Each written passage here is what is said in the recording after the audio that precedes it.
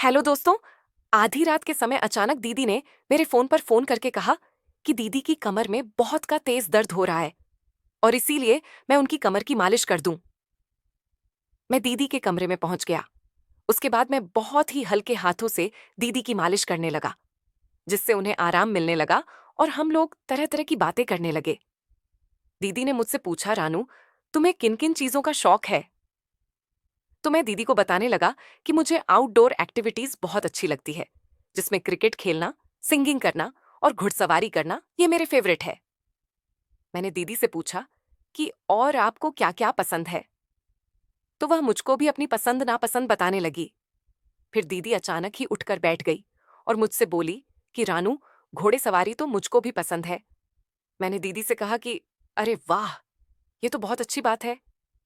लेकिन दीदी ने ना जाने क्यों बहुत ही अजीब तरीके से मेरी तरफ देखते हुए कहा, और फिर उन्होंने जिस तरह से मुझको देखा, मैं दीदी को देखकर बुरी तरह से सहम गया।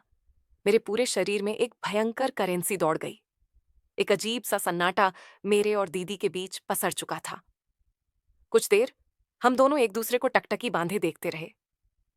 मेरी दीदी कम उम्र की और बहुत सुंदर औरत थी, और उनकी ऐसी बात ने तो मेरे अंदर एक जुनून पैदा कर दिया था। और फिर वही हुआ जिसका मुझको डर था। मैंने अपना आप खो दिया और फिर मैंने दीदी की। मेरा नाम रानू है। मैं 18 साल का एक बहुत ही हैंडसम नौजवान हूँ। मेरे स्कूल की पढ़ाई जब कंप्लीट हुई तो पिताजी एक अच्छे कॉलेज की मेरे लिए तलाश करने लगे कि इसी बीच मेरे जीजा जी, जो कि दूसरे शहर में रहते थे, उनका पिताजी के पास फोन आया और फिर उन्होंने हम सभी लोगों के हालचाल लिए। उसके बाद उन्होंने हमको एक ऐसी खबर सुनाई जिसे सुनकर हम बिल्कुल हैरान रह गए। उन्होंने बताया कि उन्होंने दूसरी शादी कर ली है। दरअसल मेरे जीजा जी की आज से 8 साल पहले शादी हुई थी, लेकिन शादी के कुछ सालों के बाद ही जीजा जी और दीदी के बीच में बहुत ज्यादा झगड़ा होने लगा। घर वालों ने दोनों ही लोगों को काफी समझाने की कोशिश की, लेकिन जीजा जी और दीदी के साथ रहना ही नहीं चाहती थी, और फिर दीदी उनको डिवोर्स देकर चली गई। उनके डिवोर्स की वजह मुझको आज तक नहीं पता, क्योंकि उस समय मैं छोटा भी था। और दूसरी बात कि दीदी जीजाजी पर कई तरह के इल्जाम लगा रही थी, और जीजाजी दीदी पर कौन गलत और कौन सही, ये किसी को भी समझ में नहीं आ रहा था, क्योंकि वह दोनों लोग देहरादून में अकेले ही रहते थे। इस वजह से जब जीजाजी ने अपना फैसला सुना दिया कि वे भाभी के साथ नहीं रहना चाहते हैं, तो मजबूरन घर वालों को भी उनका यह फैसला मानना पड़ा, और उसके बाद वो दोनों लोग अलग हो गए। जीजाजी दिल्ली में नौकरी करते थे, लेकिन जीजाजी बीच बीच में घर आते जाते रहते थे। बात करते करते जब जीजाजी को यह बात पता चली कि पिताजी मेरे लिए एक अच्छा कॉलेज ढूंढ रहे हैं, तो उन्होंने कहा कि देहरादून में एक से एक बढ़िया कॉलेज है, इसीलिए आप रानू को यहां पर ही भेज दीजिए। और वैसे भी मैं रानू को यहीं पर बुलाने वाला था, क्योंकि अभी मेरी नई नई शादी हुई है और मैं अपनी पन्नी नंदिनी को इस शहर में अकेले छोड़कर नहीं जा सकता। और फिर अगर रानू यहीं पर आकर कॉलेज में एडमिशन ले लेता है और यही रहता है, तो इससे अच्छी बात तो और कोई भी नहीं हो सकती। इस तरह से रानू भी एक अच्छे कॉलेज में पढ़ाई कर लेगा और नंदिनी भी अकेली नहीं रहेगी, और मैं आराम से बेफिक्र होकर फ्रांस वापस जा सकता हूँ। पिताजी को भी जीजाजी की बात ठीक लगी, और इसी वजह से उन्होंने यह फैसला किया कि अब मैं जीजाजी के पास जाकर रहकर ही अच्छे से पढ़ाई करूंगा। अगले महीने ही मैं जीजाजी के घर पहुंच चुका था। जीजाजी मुझको वहां देखकर बहुत ज्यादा खुश थे। वो मुझसे कहने लगे कि रानू, तुम्हारे आने से अब मुझको कोई भी चिंता नहीं रहेगी। चलो, तुम्हें तुम्हारी दीदी से मिलवाता हूँ, वह भी तुम्हें देखकर बहुत खुश हो जाएगी। क्योंकि जब से मैंने नंदिनी को तुम्हारे बारे में बताया है, तब से नंदिनी तुम्हारा बेसब्री से इंतजार कर रही है। वरना पहले तो वह बेचारी टेंशन के मारे बहुत परेशान थी कि वह अकेले कैसे रहेगी। लेकिन जब मैंने रानू उसको तुम्हारे बारे में बताया और कहा कि तुम स्वभाव के बहुत ही अच्छे हो, तो नंदिनी खुश हो गई, क्योंकि नंदिनी भी बिल्कुल तुम्हारी तरह ही है, खूब हंसी मजाक करने वाली और खूब बोलने वाली। मैं जैसे ही जीजाजी के घर पहुंचा और सामने मेरी दीदी ने दरवाजा खोला, तो उन्हें देखकर तो मैं हैरान ही रह गया। दीदी तो जीजाजी से काफी उम्र की थी। वो मुझको देखने में 40 साल की लग रही थी, और सुंदर तो उनकी इतनी ज्यादा थी कि वह किसी परी से कम नहीं थी। किसी हीरोइन के जैसी कद काठी और चेहरे पर चमक इतनी गजब की परियां भी फेल हो जाएं।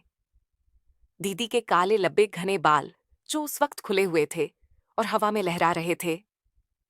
मैं तो उन्हें देखते ही पलक झपकाना ही भूल चुका था। मुझको तो अभी तक विश्वास ही नहीं आ रहा था कि ये मेरी नई दीदी है। मैं अपनी ही दुनिया में खो गया था कि तभी जीजा जी ने मुझको एक झटके से सपनों से बाहर निकाला और कहा, क्या हुआ रानू, ये तुम्हारी दीदी है, मिलोगे नहीं?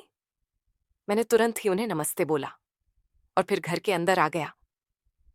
दीदी मेरे लिए नाश्ते का इंतजाम करने लगी, लेकिन मैं बार बार नजरें चुराकर दीदी की तरफ ही देख रहा था, क्योंकि मैं इस बात को सहन ही नहीं कर पा रहा था कि मेरे जीजा जी, जो कि तकरीबन 50 साल के होंगे, उनसे एक 35 साल की लड़की ने शादी कर ली है।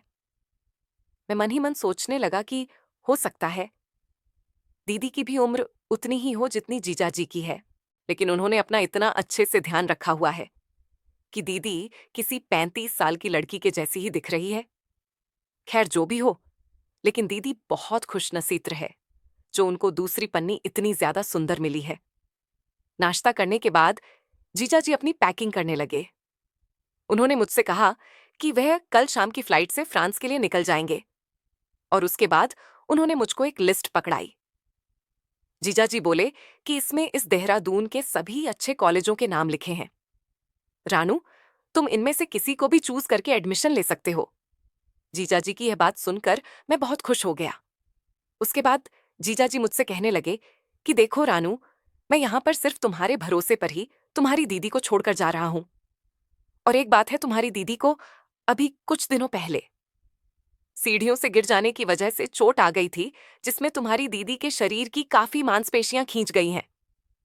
मैंने डॉक्टर को दिखाया तो उन्होंने ये बताया कि अभी कुछ महीनों तक खुश के शरीर में बार बार दर्द उठता रहेगा और जिसकी वजह से नंदिनी को बहुत तकलीफ होगी।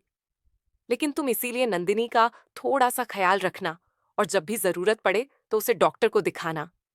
इसके अलावा तुम्हारी दीदी तुम्हें जो भी काम बताएं, तुम वह सारे काम कर देना, क्योंकि यहां पर नंदिनी का तो सिर्फ तुम ही सहारा हो और कोई नहीं। मैंने जीजाजी से कहा कि आप बिल्कुल भी चिंता मत करिए, मैं दीदी का पूरा ख्याल रखूंगा और दीदी को किसी भी बात की कमी नहीं होने दूंगा। इसके बाद अगली सुबह जीजाजी फ्रांस के लिए निकल गए और मैं और दीदी बिल्कुल ही अकेले उस घर में रह गए। अभी क्योंकि मैं और दीदी एक दूसरे के लिए नए नए थे, इसीलिए हमारे बीच बातचीत कुछ कम ही हो रही थी। मैं भी उसी दिन उस कॉलेज में पहुंच गया जहां पर मुझको एडमिशन लेना था और मैंने वहां जाकर एडमिशन ले लिया। इसके बाद धीरे धीरे दिन यूं ही बीतने लगे और मैंने कॉलेज जाना भी शुरू कर दिया, जहां पर मेरी कुछ लड़कों से अच्छी फ्रेंडशिप हो गई और इधर मैं और दीदी अब एक दूसरे से खुलकर बातें करने लगे। एक दिन मैं अपने रूम में बैठा पढ़ रहा था कि तभी रात के समय दीदी ने मुझको आवाज लगाई। मैं तुरंत ही भागकर रसोई की तरफ गया तो यह देखकर मैं हैरान रह गया कि दीदी ने उस वक्त एक बहुत ही खूबसूरत ड्रेस पहन रखा था। वह ड्रेस जो अक्सर औरतें रात को सोते समय पहनता है, जिसमें दीदी बहुत ही सुंदर दिख रही थी। मैंने तुरंत ही अपनी नजरों को दूसरी दिशा में और घुमा लिया।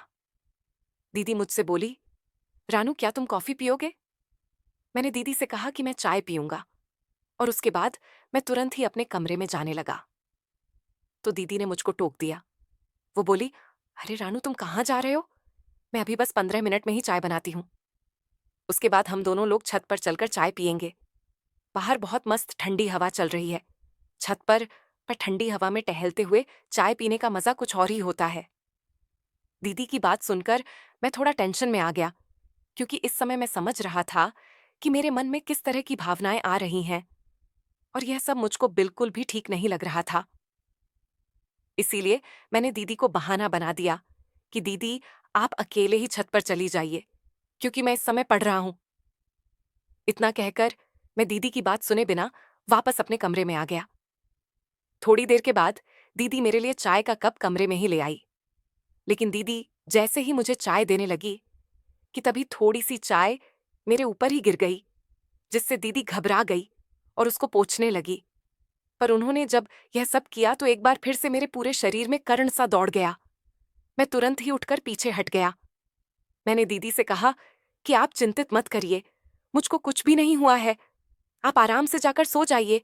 और मैं तुरंत ही वॉशरूम में चला गया। मैंने खुद को समझाया कि वह मेरी दीदी है, भले ही उनकी उम्र लगभग मेरी सामान ही क्यों ना हो, लेकिन वह मेरी माँ समान है और मुझको अपने मन में किसी भी तरह का कोई गलत विचार नहीं लाना चाहिए। इसके बाद एक दिन दीदी और मैं मार की शॉपिंग पर गए। वहां पर मैंने अपने लिए भी कुछ कपड़े लिए और दीदी ने भी। और उस दिन मुझको पता चला कि दीदी की उम्र सच में 35 साल की ही है। मैंने बातों ही बातों में दीदी से पूछ लिया है कि आपको जीजाजी कहाँ मिले। तो दीदी कहने लगी कि दरअसल तुम्हारे जीजाजी ने मेरी जान बचाई थी। एक दिन मेरा रोड पर एक्सीडेंट हो गया था और तुम्हारे जीजाजी ही मुझको अस्पताल लेकर गए। और फिर वहीं से हमारी मुलाकातें धीरे धीरे आगे बढ़ने लगी। मेरे माँ बाप भी नहीं है, मैं एक अनाथ लड़की हूँ, मेरा आगे पीछे कोई भी नहीं था। मैं बचपन से ही अपने मौसा मौसी के घर पर रही थी, लेकिन वो लोग मेरे साथ बहुत ही बुरा व्यवहार करते थे। और जब मुझको तुम्हारे जीजाजी का साथ मिल गया और हम दोनों लोगों ने शादी करने का फैसला कर लिया, तो फिर मैंने बिल्कुल भी देर नहीं की और तुम्हारे जीजाजी के साथ शादी करके अब मैं एक खुशहाल जीवन जी रही हूँ। मैंने दीदी से कहा कि यह तो आपने बहुत ही अच्छा किया, क्योंकि मेरे जीजाजी बहुत ही अच्छे हैं। दीदी कहने लगी कि हाँ, सो तो है रानू, तुम्हारे जीजाजी मेरा बहुत ध्यान रखते हैं। देखो ना, वो यहां से जा रहे थे कि लेकिन फिर भी उन्हें मेरी कितनी चिंता थी कि मेरा ध्यान रखने के लिए वो तुम्हें यहां पर छोड़कर गए। बाकी सब चीजें तो ठीक चल रही थी, लेकिन ना जाने क्यों। लेकिन मैंने एक चीज बहुत अच्छे से नोटिस की थी कि जब से जीजाजी फ्रांस गए थे, तब से ही दीदी घर में जो भी कपड़े पहन रही थीं, वो मुझको दिखने में बिल्कुल भी ठीक नहीं लगते थे, क्योंकि वह कपड़े कुछ ज्यादा ही छोटे होते थे। फिर मुझको लगा कि हो सकता है दीदी इन सब बातों पर उतना ध्यान ना देती हो, और फिर दीदी की नजर में तो मैं उनके छोटे भतीजे के समान हूं। और बस इसीलिए दीदी इस तरह के कपड़े आराम से मेरे सामने पहन रहे थे। मैंने इस बात को नजरअंदाज किया और अपनी पढ़ाई में लग गया। इधर मेरे कॉलेज में मेरे टेस्ट शुरू हो गए था, जिसमें मुझको अपने फ्रेंड के साथ प्रोजेक्ट तैयार करने को दिए गए, जिसकी वजह से मेरे फ्रेंड ने डिसाइड किया कि वह मेरे घर पर आकर इस प्रोजेक्ट को तैयार करेगा, क्योंकि उसका परिवार में काफी और होता था और बहुत ज्यादा लोग थे, और मेरे घर पर तो सिर्फ दीदी ही थी और कोई छोटा बच्चा भी नहीं जो हम लोगों को ज्यादा डिस्टर्ब करता। इसी वजह से मेरा दोस्त दिलीप प्रोजेक्ट के सिलसिले में हर रोज कॉलेज के बाद मेरे साथ घर आने लगा, और फिर धीरे धीरे उसकी भी मेरी दीदी से अच्छी दोस्ती हो गई। दीदी भी हमारे प्रोजेक्ट में हमारी हेल्प करने लगी। मुझको दीदी का स्वभाव बहुत अच्छा लगता था। मेरा दोस्त जब भी घर आता तो दीदी उसके लिए बहुत अच्छा ब्रेकफास्ट बनाकर तैयार करती, जिससे दिलीप दीदी की बहुत तारीफ करता था कि रानू, तुम्हारी दीदी तो कहीं से भी तुम्हारे साथ या मेरे साथ भेदभाव वाला व्यवहार नहीं करती है। दोस्तों, ये थी आज की कहानी। अगर आपको ये कहानी पसंद आई हो तो वीडियो को लाइक करें, कमेंट करें और अपने दोस्तों के साथ शेयर करें। अगर आपको कहानी पसंद आई हो तो हमारे चैनल को सब्सक्राइब जरूर करें। आपका धन्यवाद।